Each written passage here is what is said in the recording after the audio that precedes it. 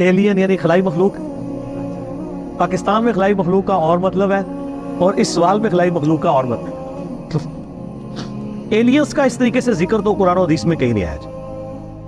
कुरान और सुन्नत में 3 तरह की मखलूकात का जिक्र है, सूरतुल हिज्र में, सूरह अर-रहमान के अंदर और कई सूरतों में जिन्नों और इंसानों का जिक्र है। बल्कि सूरह रहमान में तो 31 टाइम्स अल्लाह ताला ने इन दोनों ग्रोहों को एड्रेस किया है। अभी अय्यि आलाइ रब्बिकुमा तुकज़्ज़िबान, ऐ दो भारी ग्रोह हो तुम अपने रब की किस किस नेमत को झुटलाओगे और किस किस कुदरत की निशानी को झुटलाओगे। क्योंकि दोज़ख की आयत में आप नेमत का तर्जुमा तो नहीं करेंगे ना, आला वैसे भी कहते हैं कुदरत की निशानी। उसमें भी आता है ना खलक़ल इंसान मिन सलसालिन कल फ़ख़्फ़ार, हमने इंसानों को पैदा किया खनखनाती हुई खुश्क मट्टी से। व खलक़ल जान्न मिन मारिजिम मिन नार, और जिन्नों को पैदा किया है आग की लिपट से। और आग में भी फ्लेम के जो ऊपर वाला अनसीन फ्लेम होता है। आप अगर आग रोशन करें ना, एक मोमबत्ती भी जलाएं, एक फ्लेम आपको येलो कलर का नजर आ रहा है, एक उसके ऊपर भी हल्का सा आपको यूं हिलता हुआ ट्रांसपेरेंट आर पार जिसके नजर आता है, उस फ्लेम से जिन पैदा हुए, इसलिए जिन्नात आपको नजर भी नहीं आते। और सूरतुल हिज्र में आया कि जिन्नों को हमने इंसानों से भी पहले पैदा किया था। और मुस्लिम शरीफ में हदीस है कि अल्लाह ताला ने इंसानों को मट्टी से, जिन्नात को आग से और फरिश्तों को नूर से पैदा किया। ये 3 जी शऊर मखलूकात का जिक्र आता है जिनमें अकल है, जो अपनी मर्जी से काम करती है। उनमें फरिश्तों की एक्सेप्शन है कि मर्जी से सिर्फ वही काम करती है जो अल्लाह को देता है, दूसरा नहीं। लेकिन जिन और इंसानों के पास इख्तियार है, चाहे तो बुराई का रास्ता इख्तियार करें, ख्वाह वो अच्छाई का रास्ता इख्तियार करें, वो अल्लाह ने उनको इख्तियार दिया है। पकड़ आखिरत में होगी फिर। इसके अलावा किसी मखलूक का जिक्र नहीं। लेकिन इशारतन सूरतुल मुद्दस्सिर की एक आयत में जिक्र मिलता है, जिसकी वजह से यानी मुहद्दिसीन का, मुफस्सिरीन का ये मौक़िफ़ है कि अल्लाह ताला की कुछ अनसीन मखलूकात ऐसी कायनात में मौजूद हैं जिनका अल्लाह तबारक व तआला ने इजमालन जिक्र कर दिया है, लेकिन उनकी डिटेल्स हमें नहीं बताई गई। सूरह अल-मुद्दस्सिर की आयत नंबर है 31, अऊज़ु बिल्लाहि मिनश शैतानिर रजीम, काफ़ी लंबी है, जिसमें वो दोज़ख पे 19 फरिश्ते हैं ना, उसके कॉन्टेक्स्ट में अल्लाह ताला ने जिक्र करते करते ना इसको कंक्लूड किया, वमा यअलमु जुनूद रब्बिका इल्ला हू, और तेरे रब के लश्करों को उसके सिवा कोई नहीं जानता। यानी अल्लाह की मखलूकात को अल्लाह के सिवा कोई नहीं जानता। तो यही एक मखलूकात हैं। आप वो हदीस नहीं आपको याद बुखारी मुस्लिम की, वो जो उक़बा बिन अबी मुईत था बदबख्त, जिसने नबी इस्लाम के ऊपर लाके ओजड़ी रखी थी, वो जो बुखारी हदीस में आप मुस्लिम में भी हदीस मौजूद है।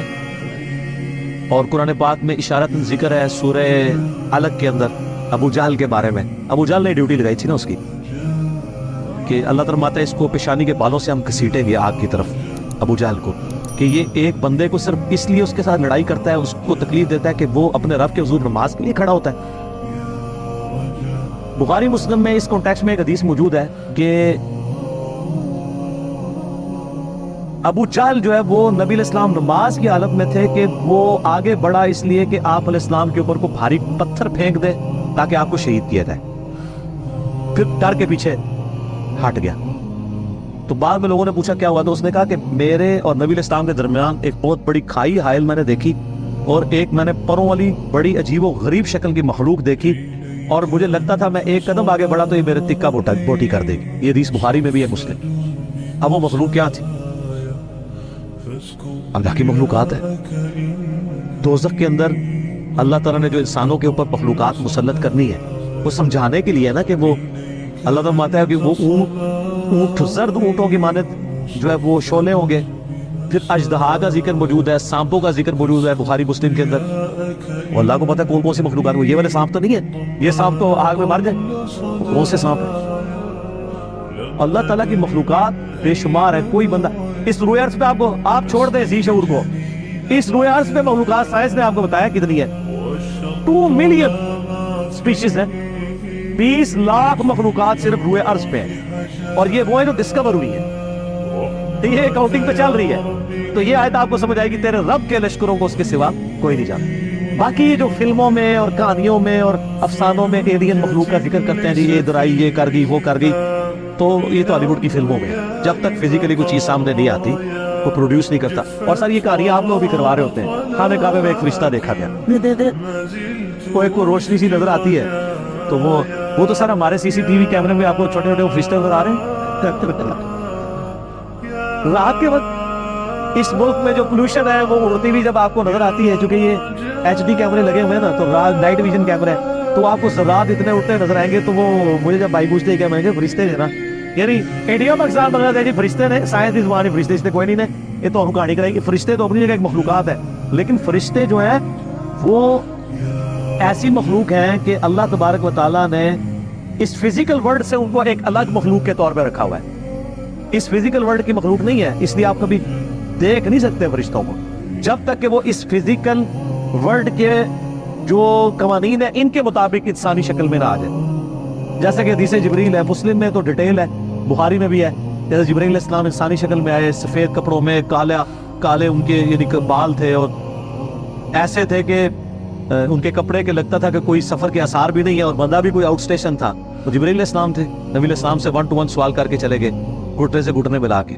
اس طرح ہو سکتا ہے کہ فرشتہ انسانی شکل میں آ جائے.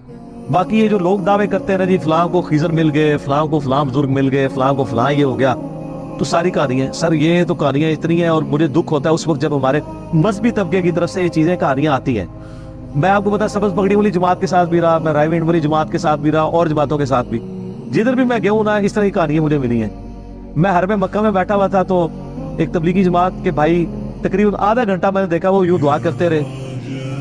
اور آدھا گھنٹہ دعا کرنا بڑا کنوکشن والا ایمان والا بندہ ہی کر سکتا ہے. ابھی جمعے میں کافی ٹائم تھا، سلام تیرا تعارف ہوا، انڈیا کے تھے، تو کرتے کرتے تو وہ کہنے لگے یہ بھی جو ہمارا بنگلہ دیش والا اجتماع تھا نا، اس میں صحابہ کرام سمیت نبی علیہ السلام تشریف لائے تھے، لوگوں نے دیکھا ہے. یہ عام ہے، اس کو کہتے ہیں کارگزاری. کیوں سب آپ تو خود جماعت میں ہے نا، یہ جماعت کے وہ رکن ہیں جو باغی نہیں ہے، پاپی نہیں ہے، بس مانتے ہیں کہ یار یہ کہانی ہے، کرتے ہیں یہ لوگ.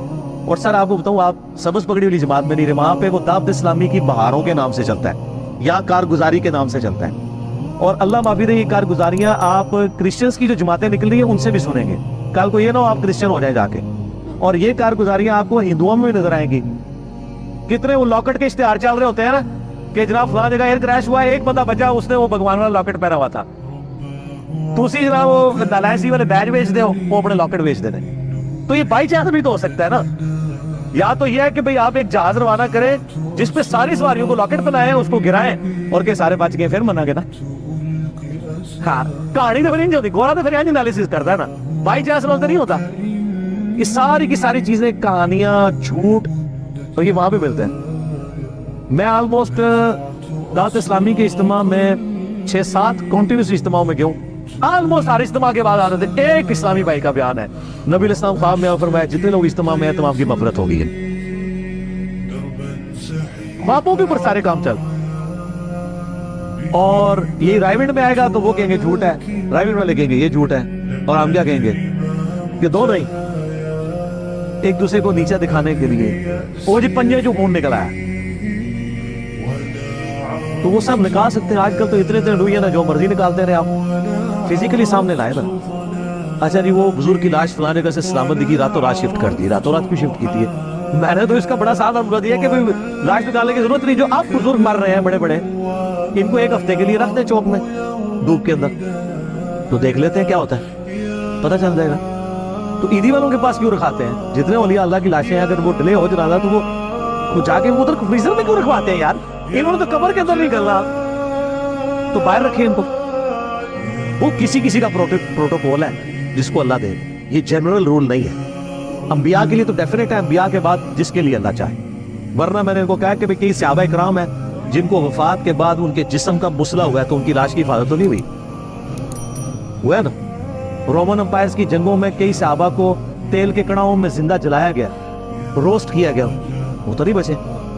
سب دنیا بقدر ایفرٹ ہے. اس سے بھی بڑھ کے ابو عبیدہ ابن جراح طاعون کے مرض میں مبتلا ہو کے شہید. سر طاعون کے مرض میں انسان کی کیا حالت ہوتی؟ جسم کے اوپر پھوڑے نکلتے ہیں اور پھر تعفن پھیلتا ہے اور اس کی تکلیف سے انسان مر جاتا ہے. اتنے بڑے بڑے پھوڑے نکلتے ہیں. اور یہاں وہ جنید جمشید صاحب جب شہید ہوئے ایئر کریش میں تو کہتے ہیں دیکھو جی کیسی موت مرائے ہیں. تو میں آپ سے پوچھتا ہوں ان کو تو چھوڑ دیں. ابو عبیدہ ابن جراح طاعون کے مرض میں فوت ہوئے، اور وہ شخص جس نے یرموک کے اندر رومن امپائر کو گھٹنے ٹیکنے پہ مجبور کیا، بیت المقدس جس کے ہاتھوں پہ فتح ہوا، اور حضرت عمر ان کو آخری وقت تک خط لکھتے تھے کہ تم واپس مدینے آؤ، میں اپنے بعد تمہیں خلیفہ بنانا چاہتا ہوں، لیکن وہ 18 ہجری میں شہید ہو گئے. اور جس کے بارے میں بخاری مسلم میں حدیث ہے ہر امت کا کوئی نہ کوئی امین ہے، اور میری امت کا امین ابو عبیدہ ابن جرح ہے، جس کے بارے میں مسلم شریف میں حدیث ہے، عائشہ کہتی ہیں کہ میرا خیال ہے کہ نبی علیہ السلام اگر اپنا خلیفہ کسی کو بناتے تو ابو بکر کو بناتے، اور ابو بکر کے بعد کسی کو بناتے تو عمر کو بناتے، اور عمر کے بعد کسی کو بناتے تو ابو عبیدہ کو بناتے۔ یہ مسلم شریف میں ہے۔ اور اس ابو عبیدہ کی موت کس طرح ہو رہی ہے؟ آپ لوگ ہوتے کہتے ہیں کہ جی وہ جناب نفل پڑھ رہے تھے، سجدے میں گئے اور وہیں پہ وصال فرما گئے۔ آج کسی بندے کی اس طرح کی موت ہو جائے، دوسرے فرقے والے کہتے ہیں دیکھو کتے کی موت مرا ہے، یہی کہتے ہیں نا۔ سر کوئی ڈیسیژن نہیں کر سکتا اس کا دنیا سے ایکسٹ کیا ہے۔ کوئی شیر کے پنجرے میں مرے گا، کوئی ایئر کریش میں مرے گا، کوئی سمندر میں ڈوب کے مرے گا، کوئی میدان جنگ میں مرے گا۔ آخرت فیصلہ کرے گی کہ اس کے ایکسٹ کا انجام کیا ہوا ہے۔ ورنہ تو تعاون کے مرض میں کتنی تکلیف سے انسان پڑتا ہے، آپ سوچ سکتے ہیں کتنے لوگ شہید ہوئے اس تو ہم شہید بول رہے ہوتے ہیں، لیکن اگر آپ وہ جو مرض تھا اب تو دنیا سے آلموسٹ ختم ہو چکا ہے، تو لیکن وہ جس طرح موت ہوتی تھی، جو پھوڑے نکلتے تھے اور جو تکلیف آتی تھی ان کو سوچ بھی نہیں سکتے۔ تو یہ لوگوں نے اپنے اپنے کرائٹیریا بنائے۔ ٹھیک ہو گیا، ٹھیک ہو گیا جی۔ اللہ تعالیٰ سے دعا ہے جو حق بات میں نے کہی اللہ تعالیٰ ہمارے دلوں میں راسخ فرمائے۔ اگر جذبات میں میرے منہ سے کوئی غلط بات نکل گئی، اللہ تعالیٰ ہمارے دلوں سے ہی محو کر دے، ہمیں کتاب و سنت کی تعلیمات پر عمل کر کے دوسرے بھائیوں تک پہنچانے کی توفیق عطا فرمائے۔ سبحانک اللہم و بحمدک، اشہد ان لا الہ الا انت، استغفرک و اتوب الیک، وما علینا الا البلاغ المبین۔ جزاکم اللہ خیرا۔